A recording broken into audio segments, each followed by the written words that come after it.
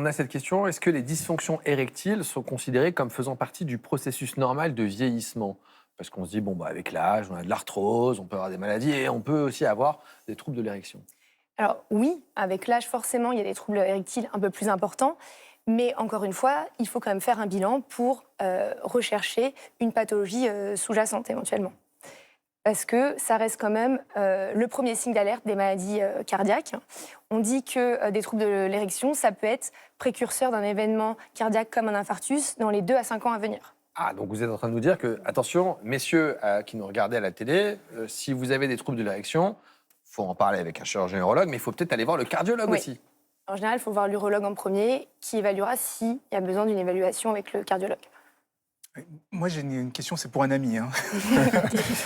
Vous avez parlé tout à l'heure des problèmes qui peuvent être liés au vaisseau sanguin, par exemple au diabète, au stress. Est-ce qu'il peut y avoir des problèmes quand on ne dort pas assez ou quand on est très très fatigué? Est-ce que c'est forcément vasculaire et stress et neuronal, ou est-ce qu'il y a d'autres conséquences, enfin d'autres causes? Parce que vous travaillez beaucoup à Nice aussi.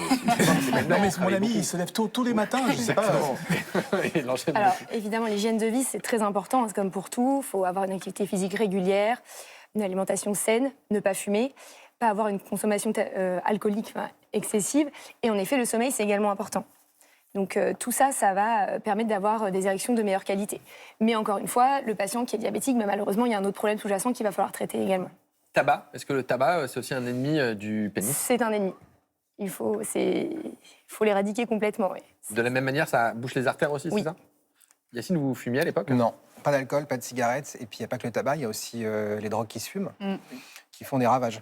Les drogues qui se fument? Le Cannabis. le cannabis, concrètement. Ouais, moi, quand j'allais au cabinet, je voyais beaucoup de jeunes dans la salle d'attente. Et quand j'ai demandé au médecin, ils m'ont dit, mais oui, c'est le cannabis. Cannabis, drogue et troubles de Oui, l'érection. c'est très mauvais également. Donc, bon, une raison de plus pour pas fumer. On a été à la pharmacie et on a demandé des petites choses pour essayer de nous aider si on avait un ami qui avait des troubles de l'érection. Et C'est on nous moi, a votre proposé- ami. Non, parce que vous avez eu un Ah traitement. non, moi, ça marche très bien Mais aujourd'hui. vous avez eu un traitement qui marche. oui, Et on va en radical. parler dans quelques Oui. instants. Mais on nous a proposé ça. Alors, c'est une crème sans ordonnance. Et dessus, on nous dit qu'il faut masser le gland de son pénis avec le gel pendant environ 15 secondes, juste avant le rapport sexuel. Un gel, est-ce que c'est possible d'avoir quelque chose qui Alors, marche? ce qui est validé, il existe un gel que l'on met à l'intérieur de l'urètre 30 minutes avant un rapport, mais c'est une prostaglandine, c'est quelque chose de validé. Ça, c'est des traitements sans ordonnance. On n'a pas de recommandation là-dessus. C'est des traitements qui peuvent être chers, vendus en pharmacie. Là, je n'ai pas d'avis sur ce traitement, mais il faut quand même consulter quand on a des problèmes d'érection plutôt que d'acheter un petit gel tout seul en pharmacie. Je pense que c'est quand même important pour toutes les raisons qu'on a évoquées juste avant. On a été récupérer du gingembre parce qu'on dit souvent que le gingembre, le ginseng ou alors le bois bandé, comme son nom l'indique, pourrait nous aider justement à retrouver une érection vigoureuse. Qu'est-ce qu'on peut dire justement de ces plantes? Les traitements par plantes, les phytothérapies, on n'a pas eu d'études qui ont montré vraiment leur efficacité. Et il faut aussi parfois faire attention, par exemple le bois bandé, c'est un traitement qui n'est pas sans effet indésirable. Ça peut avoir une interaction avec les traitements pour l'hypertension, d'autres traitements pour les érections. Et donc, ce n'est pas parce que c'est des plantes que c'est forcément anodin. Donc ça, Donc, c'est il faut être important vigilant, c'est un de message, faire attention. à transmettre. Moi, je voulais vous demander, en tant que partenaire femme, comment je pourrais réagir ou comment on pourrait réagir quand ça arrive, en fait, ces problèmes d'érection. Pour le conjoint, Oui. ça, c'est important, c'est de, justement, pourquoi pas aller consulter, d'accompagner le conjoint, parce que ça peut être, finalement, c'est une prise en charge du couple également. Hein. Donc et puis, parfois, si on met des traitements, c'est une nouvelle sexualité qui va s'installer, avec parfois de l'anticipation. Et donc, c'est très important, justement, je pense, de soutenir le conjoint et de l'accompagner en consultation si besoin. On a cette question de Mickaël. J'ai juste 40 ans, un peu de surpoids. Je sens que mes érections sont moins efficaces. Que faire à mon âge, hormis le Viagra? Yacine, vous avez eu des traitements médicamenteux classiques? Oui, ouais, moi j'ai suivi tout le protocole, donc ça a commencé par les cachets, ensuite ça a été du PRP, donc j'ai fait des injections de PRP, donc de plasma. J'ai fait aussi des ondes de choc. Il n'y a pas grand-chose qui a marché encore Non, chez vous. j'ai fait aussi la prostadine, donc c'est des injections directement dans la verge, ça n'a pas marché. Enfin, ça marchait, mais j'étais pas content du résultat, et donc on est arrivé à l'implant. À l'implant, Ouais. justement. Que Vous l'avez avec nous. Oui. Docteur Roux, est-ce que vous pouvez nous réexpliquer comment ça fonctionne? Alors, on a une petite infographie d'abord. Enfin. Si vous voulez, regardez, il y a une petite infographie à l'écran qui s'affiche pour nous expliquer ce que c'est que cet implant qu'on voit à l'image. Donc, en fait, l'implant pénien, c'est le dernier recours, quand les autres traitements n'ont pas fonctionné. Donc, ça, c'est en 3 parties. Donc là, on le voit à l'écran que c'est le patient, c'est sous la peau, on ne le voit pas, l'implant. Le patient active sa pompe avec de l'eau qui est dans un réservoir qui part dans la verge et provoque l'érection. Et quand il ne veut plus avoir d'érection, il rappuie sur la pompe qui est au niveau des testicules. Et donc, l'érection s'en va. Donc, si on regarde un petit peu... donc, vraiment, ça ne se voit pas, c'est dans le corps. Pas que les patients aient l'impression qu'ils vont voir ça. Donc on fait, il y a plusieurs types d'incisions, ça je ne vais pas décrire. L'idée, c'est de rentrer ces cylindres, ces 2 cylindres dans les corps caverneux qu'on avait vus tout à l'heure. Ça, c'est dans la verge. Dans la verge, donc on rentre ça dans la verge. Ça ne se voit pas. Et on a une petite pompe qui sera au niveau des 2 testicules, qui sera sous la peau également, et un réservoir d'eau qu'on met plusieurs possibilités. Donc souvent, c'est en avant de la vessie ou sous un muscle. Tout ça ne se voit pas. Le principe, c'est que, en fait, on appuie sur la pompe, que l'eau qui est dans le réservoir part au niveau des implants et ça provoque l'érection. Et donc ça, Yacine, c'est ce qu'on vous a mis, c'est ce qu'on vous a... C'est ce que j'ai. Donc en fait, concrètement, j'ai ça, le réservoir qui est à côté de ma vessie.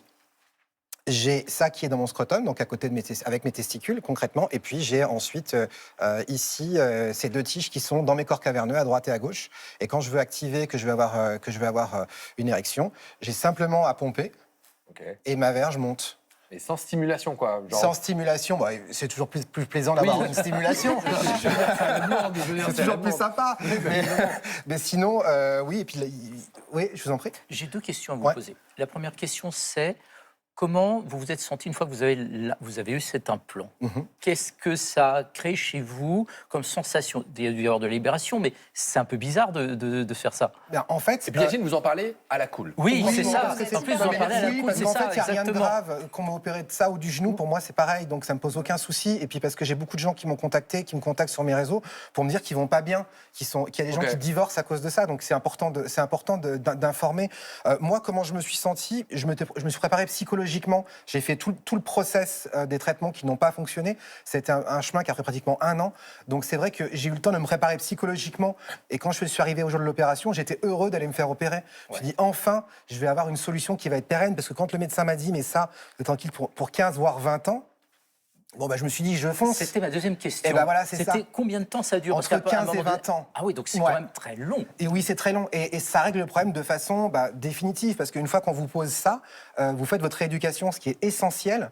Et moi, ça m'a permis de récupérer d'excellentes érections. J'ai pas perdu de taille de verge. Je vais pas vous mentir, j'ai même gagné de la taille de verge.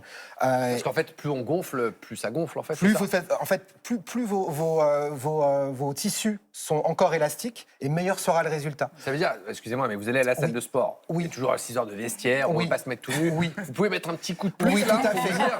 Oui, je peux choisir. Oui, je peux choisir la. Oui, c'est-à-dire que moi, en fait, il y a plus de syndrome du vestiaire, parce qu'en fait, je peux choisir la taille qu'elle fait lundi, mardi ou mercredi.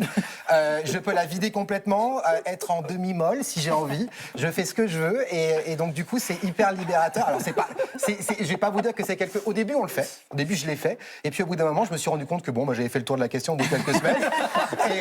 Et puis après, bon, je l'ai rangé tranquillement dans son caleçon, et puis je l'ai plus touché. Yacine, vous semblez heureux, en fait. Ah bah moi, je suis très content. Mais c'est formidable parce qu'il Bah oui. contrôler, c'est un rêve de tous les garçons. Ah, mais évidemment, et puis Contrôler à la il n'y a pas demande, que ça. C'est que génial. sexuellement, je ne rentrerai pas dans les détails, mais il y a plein de choses qu'on peut faire qu'on ne fait pas avec une verge naturelle.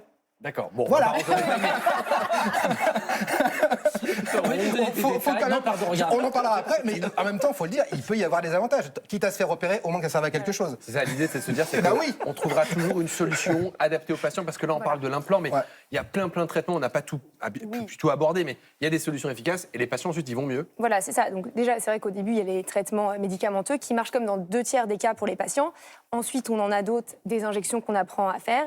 Si ça ne fonctionne pas, en effet, l'implant, c'est une bonne solution de dernier recours. Effectivement, sur un patient sélectionné, qui est motivé, qui a eu un échec des autres traitements, c'est quand même tout un cheminement. Ça reste une nouvelle sexualité. Mais en général, comme c'est des patients qui ont eu des échecs des traitements avant, qui sont motivés, on a à peu près 80% de satisfaction avec ce traitement. On n'a plus le stress de la performance. Bah ouais, vous êtes heureux aujourd'hui. Ah oui, moi franchement, je suis très épanoui dans ma sexualité aujourd'hui. On a un petit peu souri, mais merci Yacine de vous être je vous en prie, avec plaisir. parce que c'est pas facile d'en parler, mais vous êtes détente, et ça permet de libérer la parole et de montrer que des solutions efficaces existent et qu'on peut ensuite être très heureux et très épanoui. Merci d'avoir répondu à toutes mes questions.